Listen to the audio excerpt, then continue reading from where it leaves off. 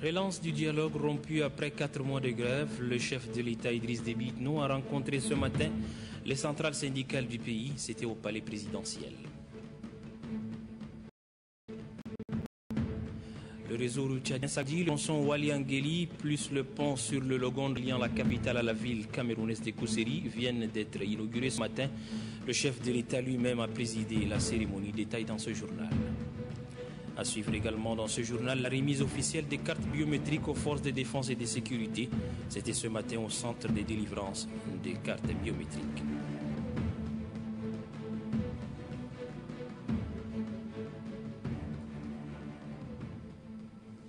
Bonsoir à tous et bienvenue dans ce journal que nous ouvrons avec un léger retard. Le tronçon Waliangeli et le pont reliant la ville frontalière de Kousseri au Cameroun à la ville de N'Djamena viennent d'être mis en service.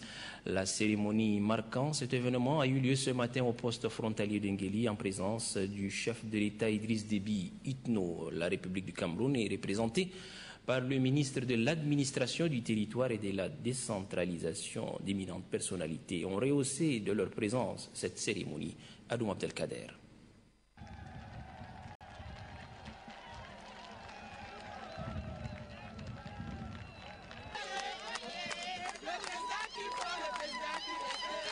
Un grand jour pour les populations de Kousseri et de N'Djamena. Mieux, le Tchad et le Cameroun. Un nouveau pont reliant deux villes, mais aussi deux pays, vient d'être mis en service par le président de la République, Idriss Déby Itno. La mobilisation à cette cérémonie des deux communautés témoigne de l'intérêt qu'elles accordent à cet ouvrage. À cette réalisation, le gouverneur de la ville de N'Djamena, Issa Adjidé, a exprimé ses gratitudes au président de la République, Idriss Déby Itno. L'assistance constituée des membres du gouvernement, des représentants des grandes institutions de la République et des corps diplomatiques a bénéficié de la présentation du projet qui a pris en compte l'élargissement et le bitumage du tronçon Waliangeli ainsi que bien d'autres travaux additionnels. Construit à 80% sur financement de la Banque mondiale et la République du Tchad, ce pont constitue un vecteur d'intégration sous-régionale et continentale selon le représentant résident de la Banque africaine de développement. Une vision que partage le représentant spécial du président de la République du Cameroun. Je suis là pour célébrer à travers l'inauguration de ce pont. Je suis là pour célébrer, pour exalter, pour magnifier l'amitié et la fraternité entre les peuples tchadiens et camerounais. Ce deuxième pont sur le fleuve contribuera aux échanges commerciaux bilatéraux et au développement socio-économique des deux pays, souligne le ministre à la présidence chargé des infrastructures et d'équipements. L'ouvrage dont nous sommes particulièrement heureux aujourd'hui de procéder à l'inauguration officielle ont été réalisés dans le cadre du programme régional de facilitation du transport et du transit en zone CEMAC.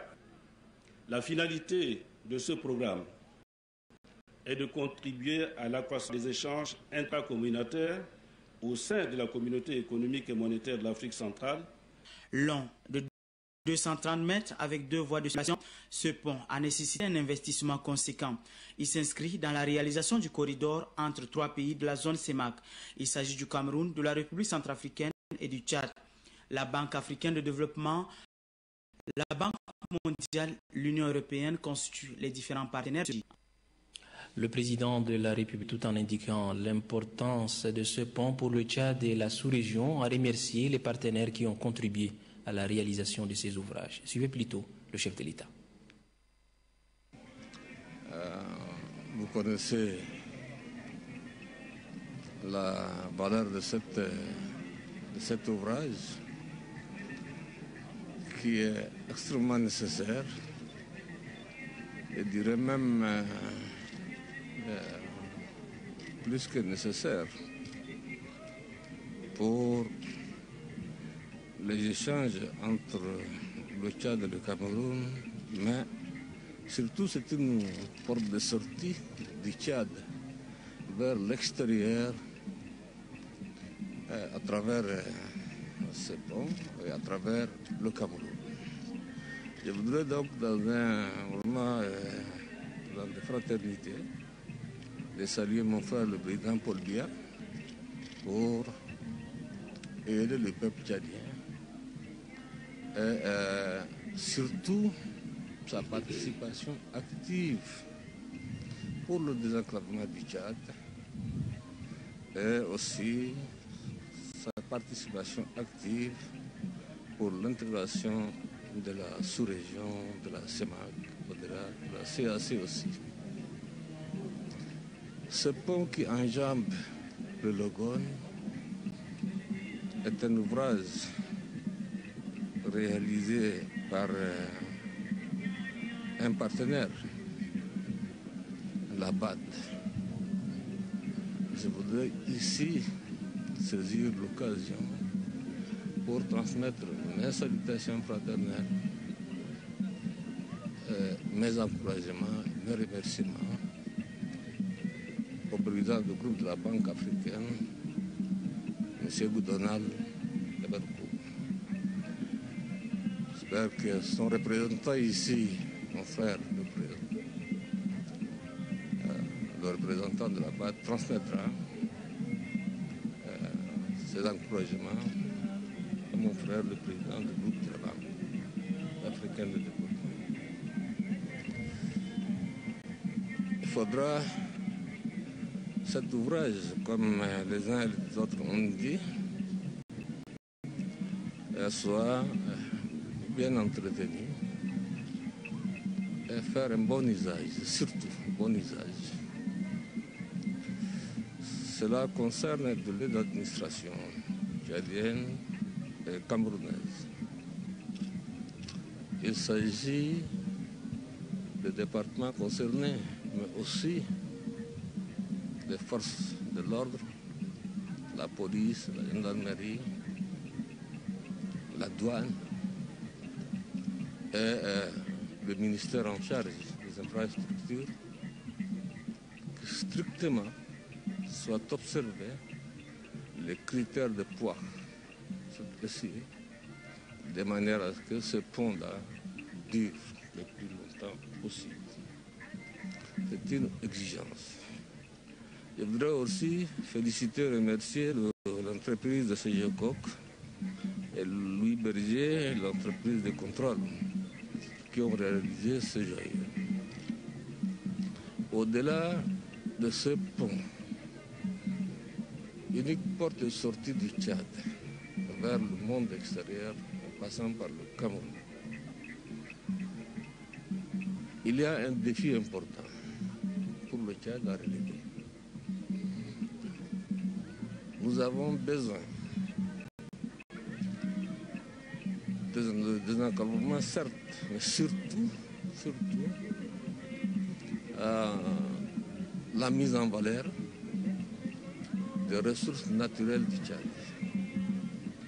Le désenclavement total du Tchad,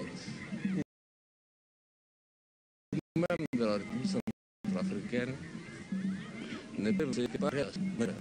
Ça, c'est mon obsession. Donc, à tous nos partenaires, ceux qui nous soutiennent, pour aujourd'hui, pour demain et pour le futur, ce projet est important. Le projet de chemin de fer pour le Tchad est essentiel pour son développement, pour son épanouissement et pour les générations futures. Rien, je dis bien, ne peut se faire, aucune ressource naturelle ne peut se mettre en valeur si nous n'avons pas une voie de communication sûre, une voie de communication moins chère. Nous n'avons pas d'autre possibilité que de nous rallier à l'idée que j'ai toujours rêvé, continuer à rêver, la réalisation du chemin de fer qui va nous relier encore au Cameroun et au-delà du Cameroun, au monde extérieur. C'est un exemple type de l'intégration de la sous-région de l'Afrique centrale. Le président Paul Biya, vous le connaissez, je le connais, c'est un frère. Il s'est battu toujours pour ça. Et je tiens à lui rassurer que le peuple tchadien l'admire beaucoup de tout ce qu'il fait pour le Tchad et pour la sous-région de l'Afrique centrale.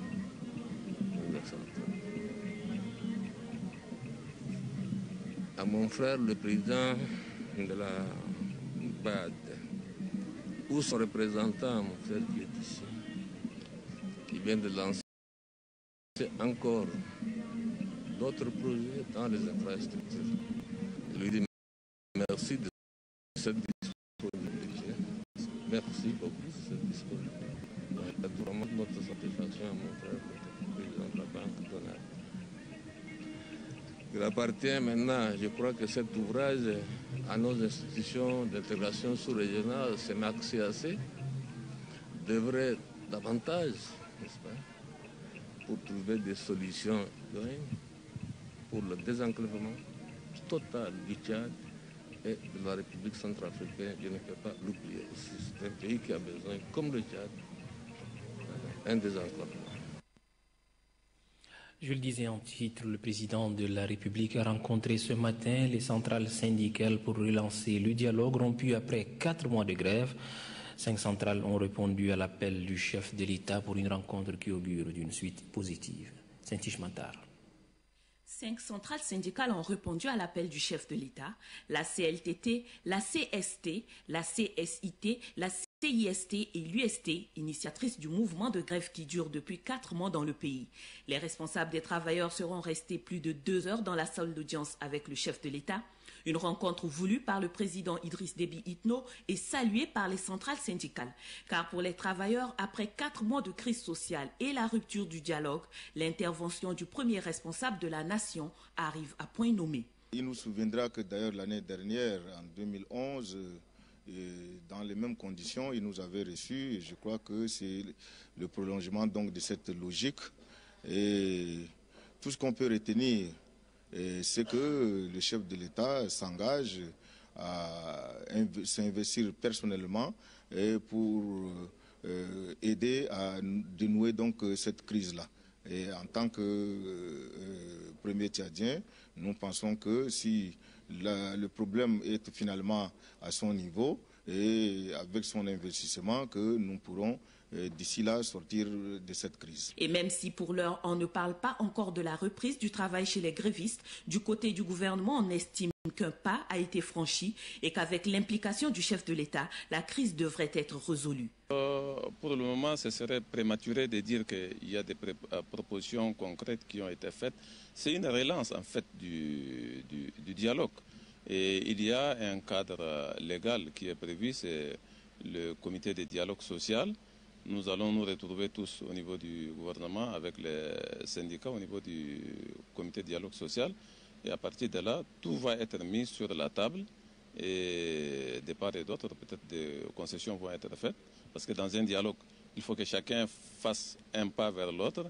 Et nous espérons que comme il y a une bonne volonté des deux côtés, ça nous permettra de trouver une solution le plus rapidement possible. Les responsables des centrales syndicales vont rencontrer leur base et d'autres réunions entre les deux parties devraient suivre dans les jours à venir. Le réseau des ADH du Tchad félicite le chef de l'État de sa détermination permanente pour l'instauration d'une paix sociale définitive. Le réseau des ADH encourage les syndicats à abonder dans le même sens pour l'éclosion d'une paix sociale durable. C'est un communiqué qui porte la signature du secrétaire général Djida Omar. Le procureur général Laopambe Maouli Bruno a fait un point de presse ce midi, point de presse relatif au décès du syndicaliste Bétar Mbailao Gustave, survenu le 9 décembre dernier, de suite de maladie. Je vous propose de suivre un extrait. Il convient de vous rappeler que M. Bétar subissait avant son décès une peine d'emprisonnement suite par le tribunal correctionnel de N'Djamena en date du 18 septembre 2012 pour délit d'audience. Il était en principe libérable le 18 décembre 2012 si seulement son dossier n'avait pas été frappé d'appel. Suite donc à son incarcération, il a contracté une varicelle. Et au vu de la fiche de référence sanitaire établie à son profit par l'infirmier major de la maison d'arrêt, il a été autorisé à recevoir des soins appropriés à l'hôpital général de référence nationale. Sa famille a estimé bon de le référer à une clinique de la place et en date du 6 décembre 2012, son médecin traitant a produit un certificat médical qui établit que son état nécessite une évacuation sanitaire dans un centre de chirurgie maxillofaciale pour procéder à une nécrosectomie. Son dossier médical nous a été communiqué le 7 décembre 2012 à 8 heures. Ce dossier médical a été accompagné, comme vous le voyez, de ces images. Il avait un gonflement à l'œil gauche, suivi d'un assèchement de la peau au niveau du crâne et de la tempe gauche. Le même jour donc, vu l'urgence qu'il avait dans ce dossier, nous avons analysé son dossier médical, nous l'avons soumis à l'appréciation de notre hiérarchie, qui a automatiquement réagi en ordonnant son évacuation sanitaire. Nous avons donc accédé à sa demande d'évacuation sanitaire et pour ce faire, par mes soins personnels, une autorisation d'évacuation sanitaire a été établie sur la base des instructions écrites de notre hiérarchie. Vous allez donc le constater, tout a été mis en œuvre pour mettre hors d'état de danger la vie de notre compatriote. Mais le sort en a décidé autrement. La mort est le chemin de tous. Monsieur Bétard Gustave n'a fait que nous précéder. C'est donc avec regret que le parquet général constate ce qui est advenu et nous saisissons en même temps l'occasion pour rendre nos condoléances les plus attristées à la famille endeuillée. Après le mot d'ordre de la ville morte lancé par une certaine société civile, notre reporter Ganda Tawamia a effectué un tour dans les lieux publics. Voici son constat. Mardi 11 décembre 2012, ce jour a été choisi par une certaine société civile pour faire observer une journée ville morte. Il est presque 13 heures au marché central de N'Djamena. Ça ne nous regarde pas de ça, nous là. Nous, on vient au marché seulement, nous, on passe seulement sur le marché. Parce que nous sommes des pauvres. On est des pauvres, on n'est pas comme les autres. Les gens qui font le ville morte là, on n'est pas des fonctionnaires quand même, nous là. On sommes des pauvres, vraiment. Nous, on cherche l'argent seulement. Dans le marché à 1000, situé à quelques encablures du marché central, la journée ville morte est ignorée. Cette ville morte n'est pas réussie parce que nous, on veut les citoyens, on vivre en paix. Dans les entreprises privées, comme dans beaucoup d'autres domaines d'activité, les employés, employeurs et utilisateurs des services sont en activité. Pour beaucoup, la journée ville morte n'est pas une solution envisageable pour la résolution de cette crise sociale qui n'a que trop duré. Ils souhaitent voir le gouvernement, la centrale syndicale renouer rapidement le dialogue pour dissiper leurs divergences dans l'intérêt général de la population.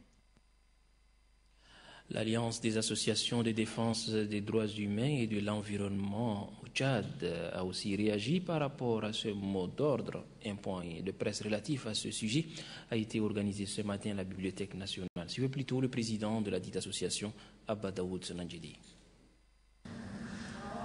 Pour ce faire, remis en séance extraordinaire hier 10 décembre 2012, et mesurant les séquences qu'entraînerait cette action de désobéissance civile, tant pour la population que pour le pays, et refusant de se mettre ensemble avec les partis politiques qui n'ont pas la même fonction ni le même rôle que les ADH. L'Alliance des associations de défenseurs des droits humains et de l'environnement au Tchad, ADET, fidèle aux principes et règles régissant les domaines de ces trois entités, c'est-à-dire ADH, syndicats et partis politiques, c'est de solidariser ce jour 10 décembre pour ne pas cautionner un tel acte contraire à l'éthique d'un combat responsable qui ne fera que du mal à la population et ne fera qu'exercer la situation. En tant que société civile responsable, que peut-on faire pour un pays déjà paralysé par plus de 70 jours de grève?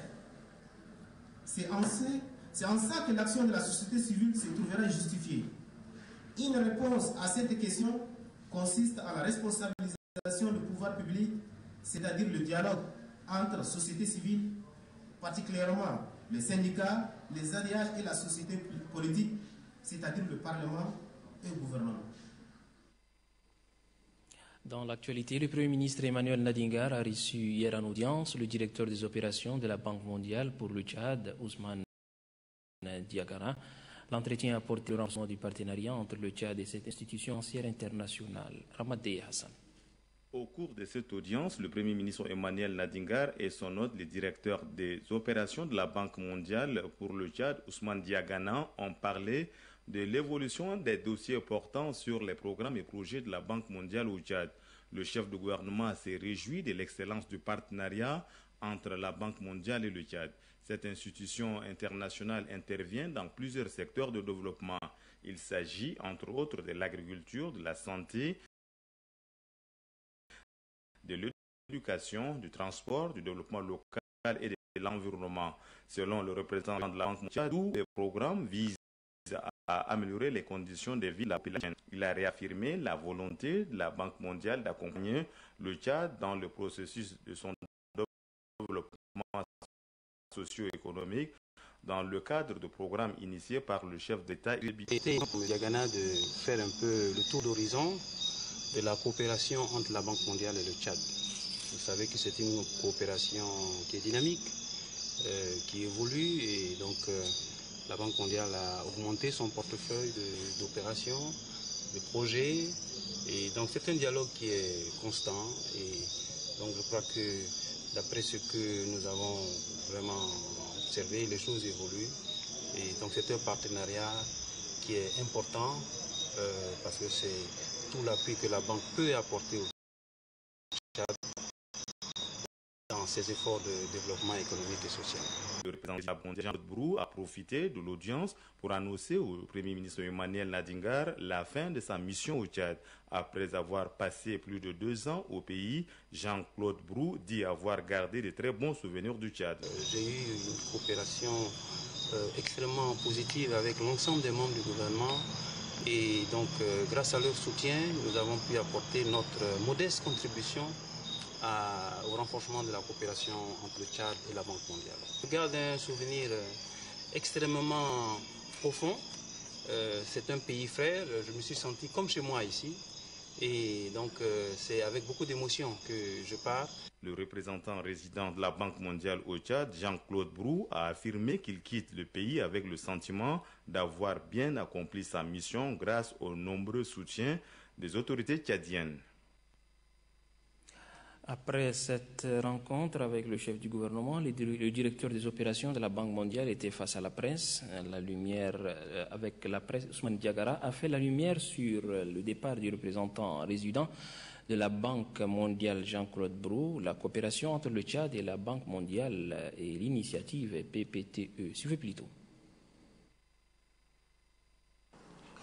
Comme vous savez, on a un portefeuille de projets et programmes larges ici au Tchad, avec un montant d'engagement qui dépasse 200 millions de dollars et qui couvre des secteurs, je suis persuadé que vous êtes d'accord avec moi, des secteurs prioritaires pour le Tchad, parce que ce portefeuille est composé essentiellement de projets pour le développement de l'agriculture, de l'éducation, de la santé, mais également pour le développement urbain et d'accès des populations à l'eau.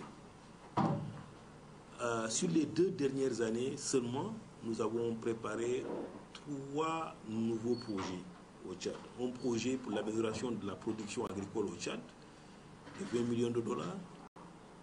Nous avons préparé la 2e phase du ProADEL.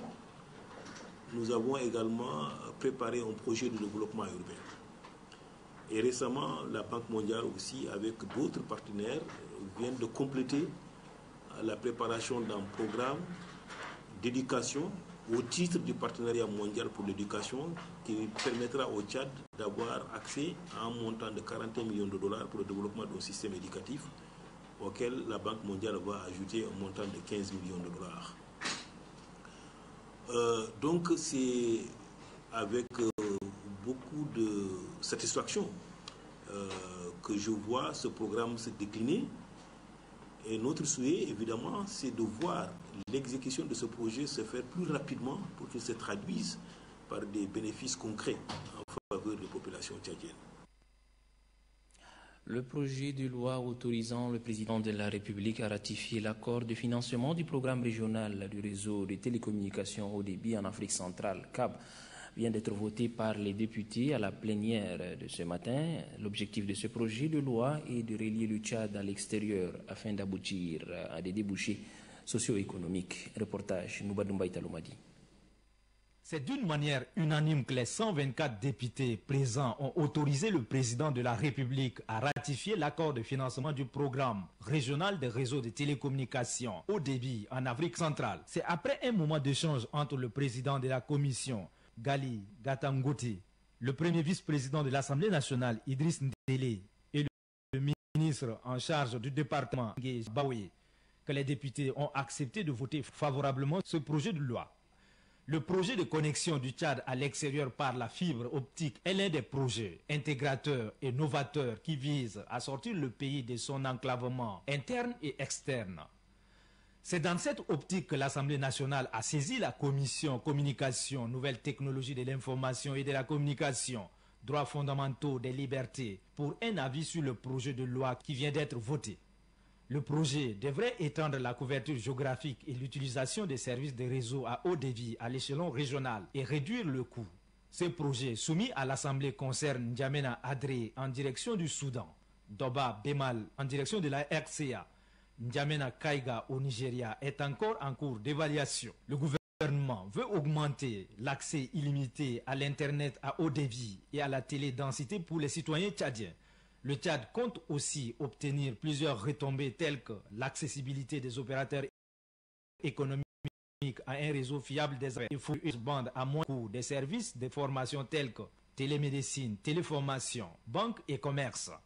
Les députés adhèrent aux ambitions du gouvernement dans ces domaines. Adhésion illustrée par le vote du projet de loi. En mission de travail dans la région du Tibesti, le ministre de la fonction publique Mamad Abali Salah a procédé ce matin au lancement officiel de la campagne contre la méningite A dans la région. Doba Robert est notre envoyé spécial. La campagne nationale de lutte contre la méningite A est officiellement lancée à Bardaï dans la région de Tibesti. Elle concerne les personnes âgées de 1 à 29 ans. Durant 10 jours, plus de 17 000 personnes recevront leur dose de vaccin. En procédant au lancement officiel de cette campagne, le ministre de la fonction publique n'a pas manqué de relever les efforts consentis par le chef de l'État Idriss Déby Itno dans le domaine sanitaire. Première de son Excellence, Monsieur le Président de la République, chef de l'État Idriss Déby Itno, est d'assurer le bien-être de toute sa population et ne cesse de déployer au jour le jour des efforts considérables à cet effet. C'est pourquoi, dans son quinquennat en cours, il a inscrit en bonne place le programme de santé pour tous, dont l'instauration de la gratuité des soins sur toute l'étendue du territoire. Conscient du danger que représente cette maladie dans le Tibesti, le ministre de la fonction publique et du travail invite les autorités administratives et traditionnelles à s'investir résolument. Le gouverneur de la région de Tibesti exhorte sa population à recevoir ses agents vaccinataires. Des agents vaccinataires qui feront de porte à porte. Remise des cartes biométriques aux forces de défense et de sécurité. La cérémonie s'est déroulée cet après-midi au centre de délivrance des cartes biométriques à l'état-major des armées. Le point avec Ghislain Tchanikoudou. Moderniser l'outil de défense, tel est le souci de l'État tchadien. C'est dans cette logique que s'inscrit la délivrance des cartes biométriques aux forces armées et de sécurité nationale. Cette phase de remise des cartes biométriques sécurisées intervient après le lancement en octobre 2011 des opérations d'assainissement des effectifs de l'armée nationale tchadienne. La carte biométrique est d'une importance capitale. Cet outil facilitera la vérification virtuelle des effectifs la certification de l'identité du militaire, le paiement des soldes. Benaindo Tatola est le premier à recevoir sa carte biométrique. Le chef d'état-major des armées, Yambay Masra Abel, et le chef d'état-major particulier à la présidence, Adam Gelmin Gabgalia, ont ensuite reçu les leurs, puis les commandants des différentes formations. Ce projet de carte biométrique est mis en œuvre par le groupe Royal Tchad. Le ministre délégué de la Défense a eu droit à une présentation du processus d'émission des cartes avant de visiter les installations de production. Ce système informatique produit 1000 à 1500 cartes par jour. Les techniciens du groupe Royal Tchad estiment qu'en 40 jours, l'opération sera achevée. Voilà, c'est ici que s'achève ce journal télévisé en français. Merci de l'avoir suivi. Bonsoir et à demain, Inch'Allah.